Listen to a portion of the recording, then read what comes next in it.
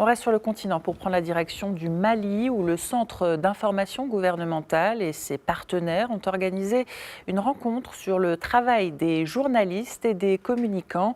Cette discussion a été mise en place après la diffusion par plusieurs médias étrangers d'un encerclement de Bamako par les groupes terroristes alors qu'il n'en était rien. Reportage de notre correspondant Mohamed Danyoko.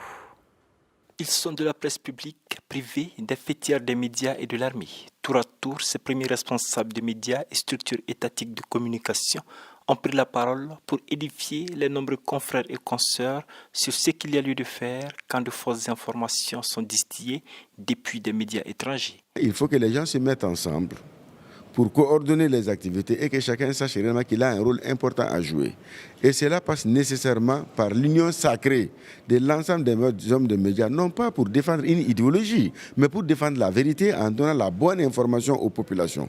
Pendant 2 tours d'horloge, les échanges francs entre journalistes a permis d'édifier plus d'un sur ce qu'il faut faire de la part de l'ensemble des acteurs pour contrer les fausses informations diffusées sur l'actualité malienne.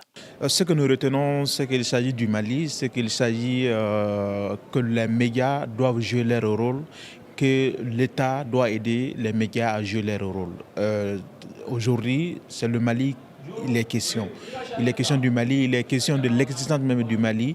Doté d'un site web, d'une radio et même d'une web TV, la direction de l'information et des relations publiques de l'armée estime, après les échanges, que des efforts seront faits à leur niveau pour mieux contrer les fake news. Et le citoyen malien a besoin aujourd'hui d'informations.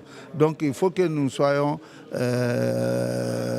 très proactifs à donner l'information sur les opérations, à rassurer la population. Les recommandations de ce panel, organisé par le Sigma, la Maison de la Presse et la DIRPA, devront permettre aux journalistes et communicants de savoir que faire, comment le faire, pour éviter que le pays bascule du fait des fake news.